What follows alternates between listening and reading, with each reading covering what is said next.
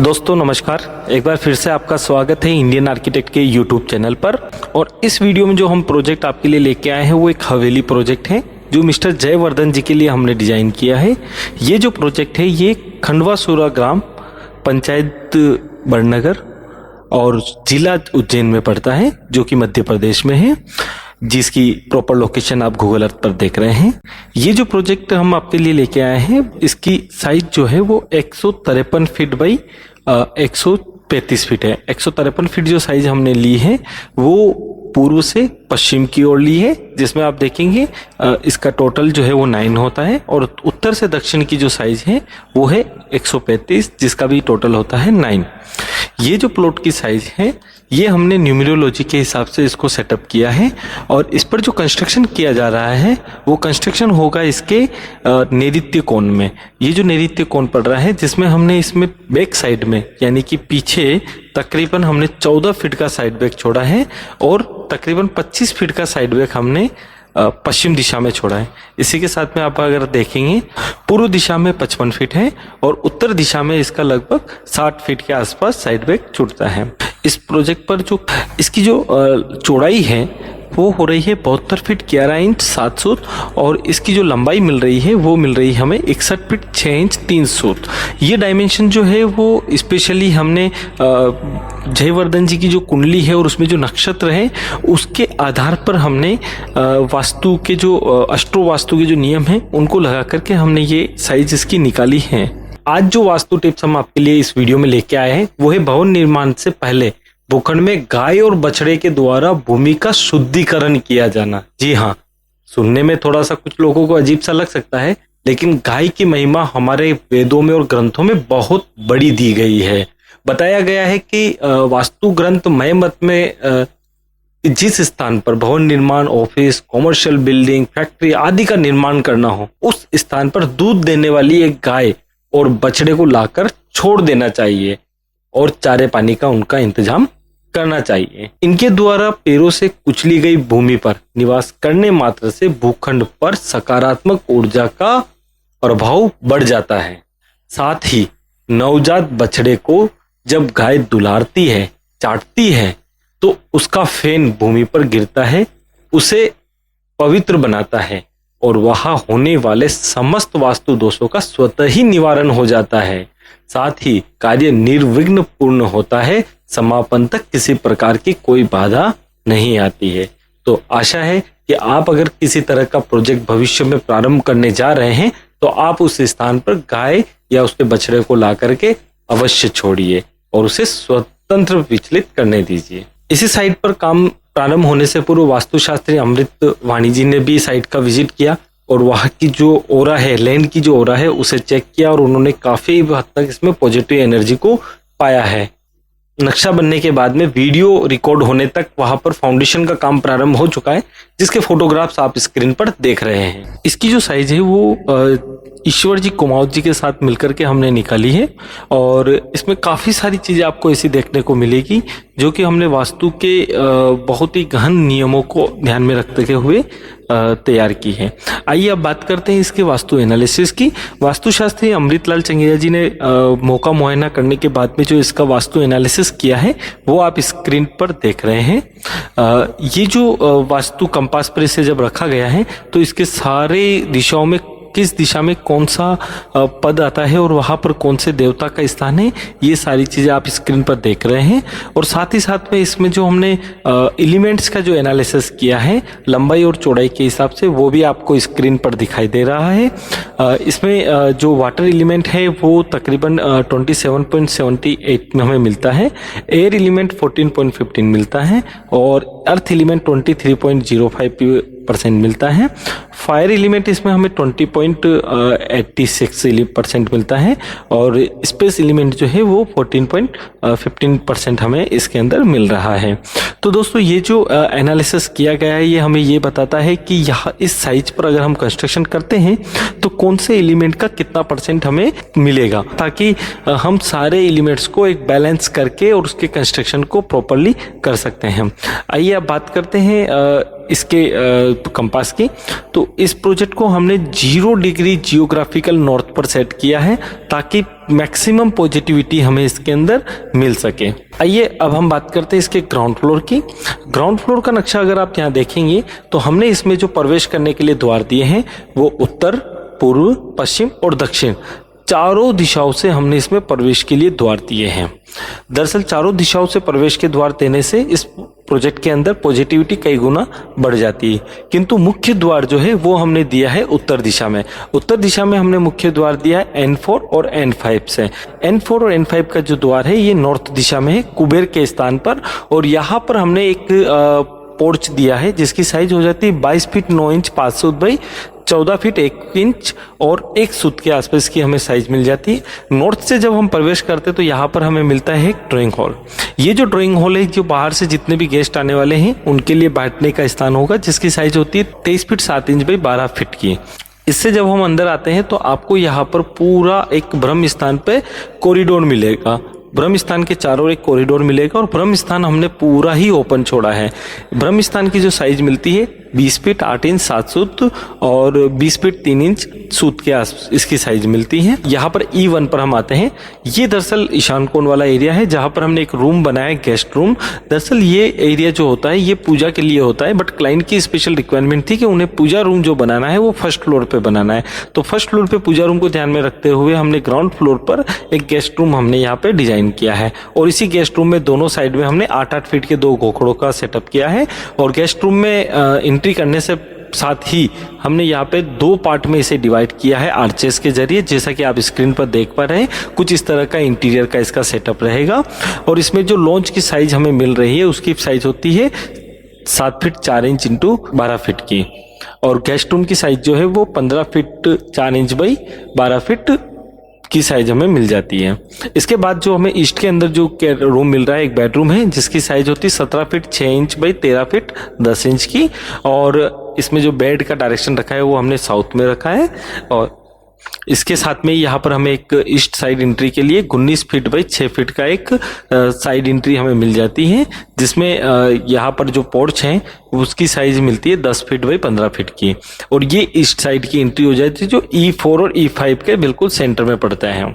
यहीं पे हमने E6 और E7 पर हमने एक डाइनिंग एरिया दिया है जिसकी साइज हो जाती है 17 feet 6 inch by 12 feet 2 inch की, और इसी डाइनिंग से हमने एक एंट्री दिया है किचन का जिसकी साइज हो जाती है 17 फीट 6 इंच बाई 12 फीट की। और यही किचन में आने के लिए हमने एक बैक साइड से भी एंट्री दी जो स्टोर में से होती है, जिसके स्टोर की साइज हो जाती है 7 feet 5 inch by 5 feet 4.5 inch की।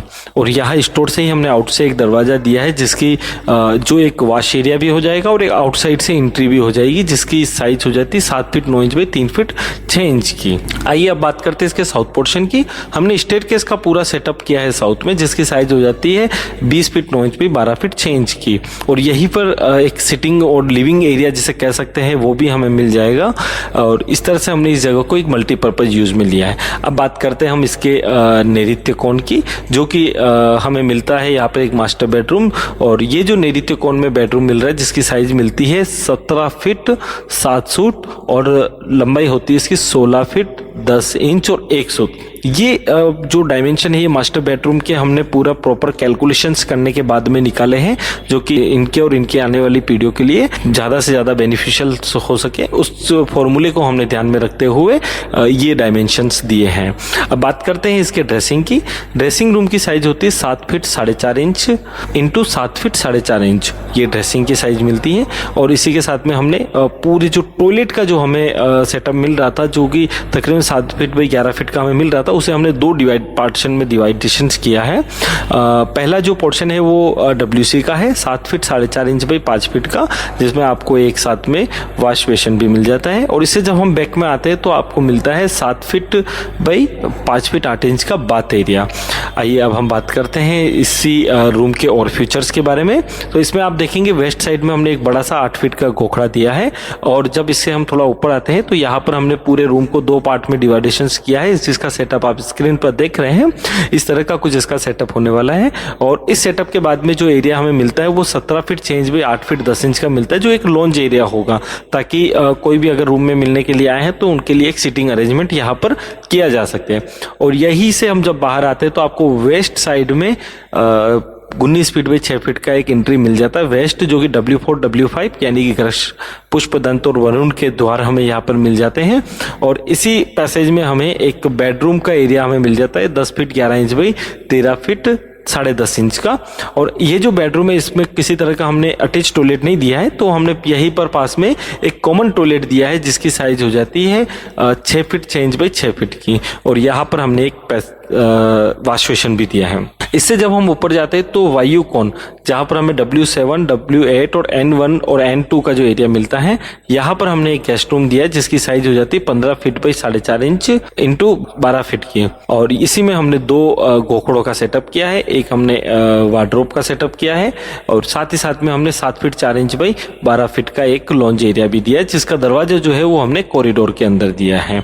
जब हम इस ग्राउंड फ्लोर की पूरे की बात करते हैं तो यहीं पर हमने किचन के पास में भी एक कॉमन टॉयलेट दिया है, ताकि कोई डाइनिंग हॉल में है या किचन में है या लिविंग हॉल में है तो उसे बहुत दूर यहाँ वायु कोण वाले टॉयलेट में जाने की जरूरत ना पड़े, तो वो यहाँ पर S2 और S3 पर हमने जो टॉयलेट दिया है उसको यूज में ले सकते हैं, जिसकी साइज हमें मिलती है 7 feet 1 inch by 5 feet 8 inch की। और यहीं पर हमने एक वॉश बेसिन दिया है जिसका डायरेक्शन आपको ईस्ट का मिल जाता है।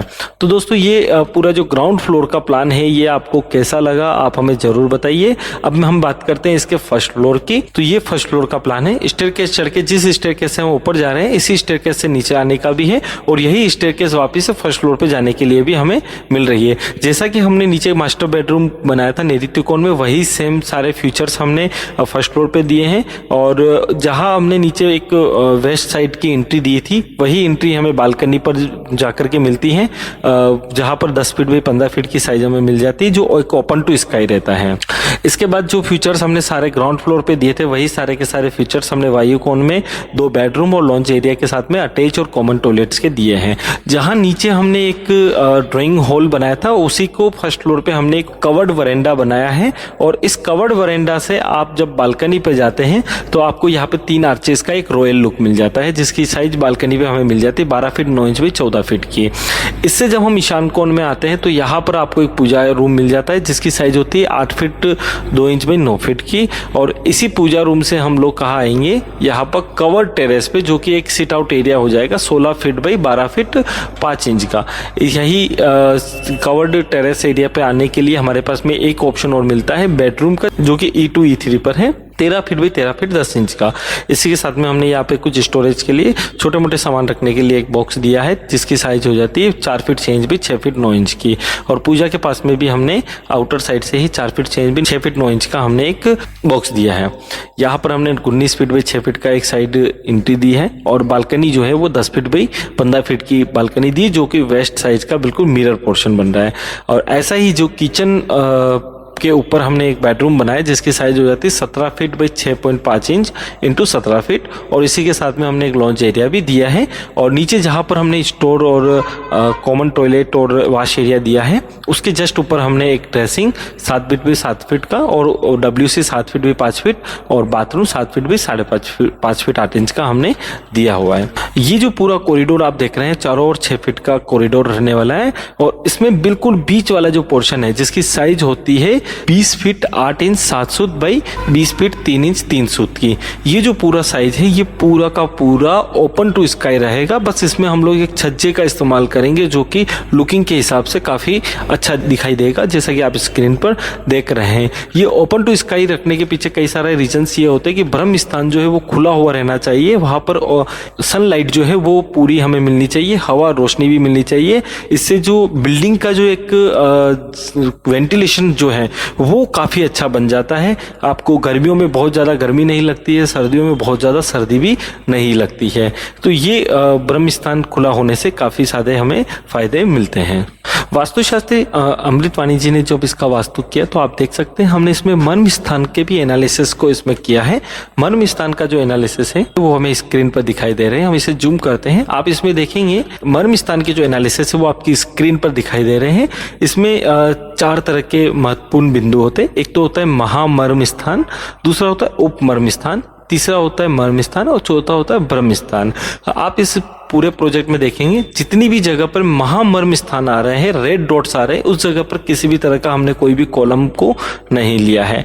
उपमर्म स्थान जहां पर भी आ रहे हैं वहां कहीं इक्का दुक्का आपको एक आधी वाल जरूर दिखाई देगी, बाकी उसमें भी किसी भी तरह का कोई भी कॉलम नहीं आ रहा है। और कॉलम्स की बात की जाए तो कॉलम हमारे मर्म स्थान पर भी नहीं आ रहे और ना ही किसी तरीके से ब्रह्म स्थान पर हमें मिल रहा है। इसके पीछे सबसे बड़ा रीजन ये है कि इसका जो पूरा प्रोजेक्ट है वो 0 डिग्री नॉर्थ पर है। 0 डिग्री नॉर्थ पे होने के कारण से हम इसके अंदर मर्म स्थान को बचाने में काफी हद तक कामयाब हो पाते हैं। तो यदि आप किसी प्रोजेक्ट को लेकर के आप सोच रहे हैं कि उसे बनाया जाए और आपके पास में खुली जगह है, या फिर आपको लगता है कि 8-10 फीट का साइड बैक भी मिल रहा है और आप उस बिल्डिंग को 0 डिग्री पर ले सके, तो काफी बेहतर होगा, क्योंकि इसमें वास्तु एनालिसिस और वास्तु का सेटअप करना काफी आसान होता है। जयवर्धन जी के प्रोजेक्ट पर जब हम काम कर रहे थे तो उनके एलिवेशन पर हमने कई सारे ऑप्शंस बनाए हैं। आप देखेंगे हमने इनको जब पहली बार जो ऑप्शन बनाया था वो भी आपकी स्क्रीन पर आ रहा है, option number 2, option number 3, option number 4, और इस तरह से हमने जो एक फाइनल ऑप्शन तैयार किया है वो आपके सामने स्क्रीन पर है। ये ऑप्शन हमने 2 कलर्स के अंदर दिया था, एक व्हाइट और एक पिंक कलर में। दोनों में से कौन सा रंग आपको ज्यादा पसंद आया आप मुझे जरूर बताइएगा। ये जो प्रोजेक्ट आप देख रहे हैं इसका पूरा वॉक थ्रू हमने तैयार किया है। आप देखेंगे इसका जो नॉर्थ वाला पोर्शन है वो काफ़ी डाउन है, और इस प्रोजेक्ट के अंदर आपको गूगल लोकेशन पर भी आपने देखा होगा कि जो रिवर है वो वेस्ट साइड से होते हुए नॉर्थ की तरफ आते हुए ईशान कोण की ओर जा रही है। तो मुझे लगता है कि ये काफ़ी बेहतर पॉजिटिविटी है। जब हम नॉर्थ से चढ़ाई करते हैं और बिल्डिंग में एंट्री करते हैं तो आप देखेंगे यहाँ पर हमने बीच में एक बड़ा सा सिंह द्वार दिया है और दोनों तरफ 2 छतरियाँ दी हुई हैं। तो ये जो सेटअप है आपको स्क्रीन पर दिखाई दे रहा है। इसके बाद में हम जैसे ही एंट्री करते हैं तो आपको बिल्डिंग का हवेली का पूरा एक लुक दिखाई देता है, और यहाँ तक गाड़ी लेकर के आने की भी हम लोग फैसिलिटीज इसमें देंगे। जब आप बिल्डिंग में एंट्री करते हैं तो आपको यहाँ पर बीच में एक बड़ा सा पोर्च और दोनों साइड में बड़े बड़ी साइज के 8-8 फीट के गोखड़े भी आपको दिखते हैं, और पोर्च के जस्ट ऊपर आपको एक बालकनी भी मिल जाती है। लुकिंग जो है वो काफी रॉयल लुकिंग इसमें दिखाई देती है। इसके बाद में जब हम इसको व्यू करते हैं और वेस्ट डायरेक्शन में जाते हैं तो वेस्ट में भी आपको दोनों साइड में 1-2-4 बड़े गोखड़े दिखाई देते हैं, और एक हमें यहाँ पर पोर्च दिखता है, और पोर्च के जस्ट ऊपर हमें एक बालकनी दिखाई देती है। इसी बालकनी से जब आप देखेंगे तो बालकनी के जस्ट ऊपर हमने एक बारादरी का प्रोविजन दिया है जो कि लुकिंग को कई गुना बेहतर कर देता है। ये जो बारादरी का व्यू है ये हमें चारों तरफ हम देने वाले हैं, जिससे कि इस बिल्डिंग का लुकिंग काफ़ी अच्छा आ जाएगा। साउथ में आप देखेंगे तो हमने थोड़ा सा वर्किंग को थोड़ा हल्का किया है, क्योंकि वहाँ पर किसी तरह का कोई लुकिंग नहीं बन रही थी, तो हमने इसमें सिर्फ जाली और मेहराब्स के साथ ही इसका सेटअप दिया है और कुछ टोडीज लगा करके इसको सेट किया है। ईस्ट और वेस्ट का जो पोर्शन है वो बिल्कुल सेम दिखाई देगा आपको।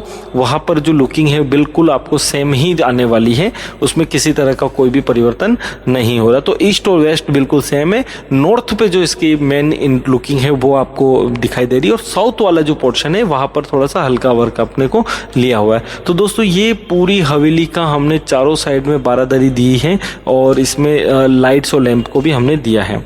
अब आप इसमें देखेंगे कि जो इसका चारों ओर जो हमने साइड बैक छोड़ा है बाउंड्री वाल से, उसमें पूरे पे हमने वर्क लिया है, और यहाँ पर आपको सभी तरह की जो हेरिटेज लुकिंग्स है वो आपको पूरी की पूरी इसमें दिखने वाली है। टॉप व्यू पे जाते हैं तो आप देखेंगे कि बीच वाला जो पोर्शन है वो चारों ओर कॉरिडोर के बाद में पूरा खुला हुआ है, और खुला हुआ होने से क्या हो रहा है कि इसमें जो नेचुरल वेंटिलेशंस है वो हमें बहुत प्रॉपर मिलने वाले हैं। तो दोस्तों ये आप देखेंगे इसमें हमने साउथ वाला जो पोर्शन है यहाँ पर हमने वाटर टैंक दिए हैं, ओवरहेड वाटर टैंक, ताकि जो ओवरहेड वाटर टैंक होता है वो अर्थ एलिमेंट हो जाता है, और अर्थ एलिमेंट की जो पोजीशन होती है वो साउथ में ही होती है। इसके बाद में आप देखेंगे इसका जो साउथ में आपको एक स्टेयरकेस के ऊपर का जो पोर्शन है वो भी हमें यहाँ पर दिखाया हुआ है कि लुकिंग किस तरीके की आ रही है, और बाकी का जो पूरा गांव है वो इसके साउथ और ईस्ट की तरफ पड़ता है, और इसका जो पूरा नॉर्थ है वो पूरा खाली हमें मिलता है। तो दोस्तों ये हवेली कैसी लगी आपको, अपने व्यूज़ हमें ज़रूर कमेंट्स बॉक्स में भेजिएगा। अगर आप किसी तरीके की हवेली बनवाना चाहते हैं या आपने सोचा है कि इस तरह का कोई प्रोजेक्ट आपको बनाना है, तो आप हमें हमारे कमेंट्स बॉक्स में भी अपने डिटेल्स शेयर कर सकते हैं, या फिर नीचे डिस्क्रिप्शन में एक ऑर्डर लिंक दिया हुआ है, उस पर क्लिक करके भी आप हमें सेंड कर सकते हैं, या आप हमारे व्हाट्सएप पर भी कॉन्टेक्ट कर सकते हैं, जिसके नंबर नीचे स्क्रीन पर भी दिए हुए हैं 9414735075।